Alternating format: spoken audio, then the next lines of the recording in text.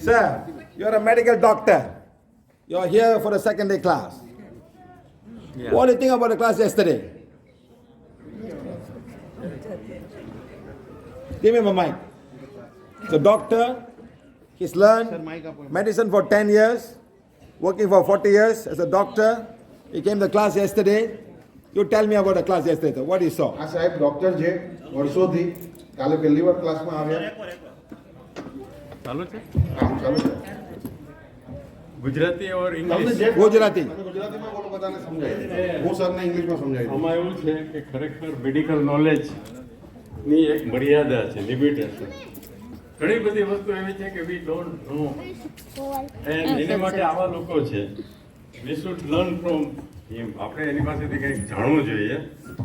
આ dark energy છે, બીજું છે આજે આપણે બધા પ્રોબ્લેમ્સ આપણને થાય છે, જે પીરિયડ પેઇનથી માંડી કમરના દુખાવા, કબજિયાત, માથાના દુખાવા, આ બધા કોમન પ્રોબ્લેમ્સ છે.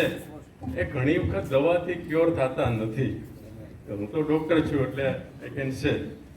એટલે તો પછી એને કરવું શું? કારણ કે દવા સતત ખાવાથી શરીર બગડે છે, આપણી કિડની બગડે છે, બધા પ્રોબ્લેમ છે.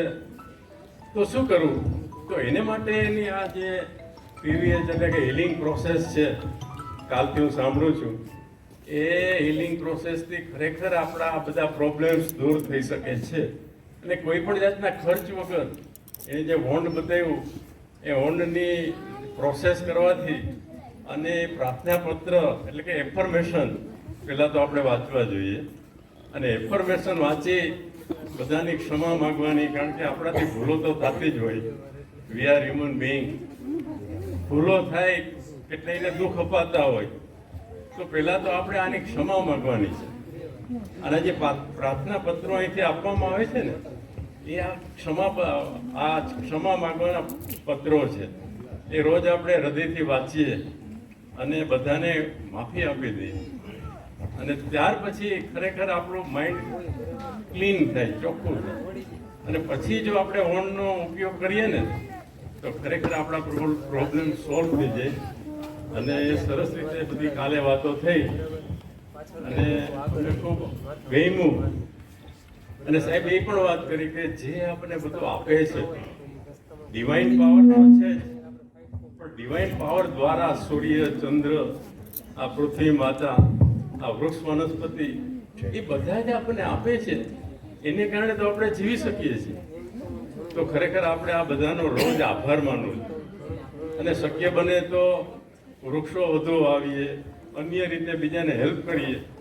આ બધું કરીએ તો ભગવાન રાજી થાય. અને એટલા માટે જે આ સેવા સર આ સતત ફરે છે આખી દુનિયામાં, શા માટે ફરે છે? આપણી મિઝરીઝ, આપણા દુઃખો દૂર કરવા માટે. તો ખરેખર આપણે શાંતિથી એને સાંભળીએ તો ખરેખર આપણે બધું જાણવા મળશે.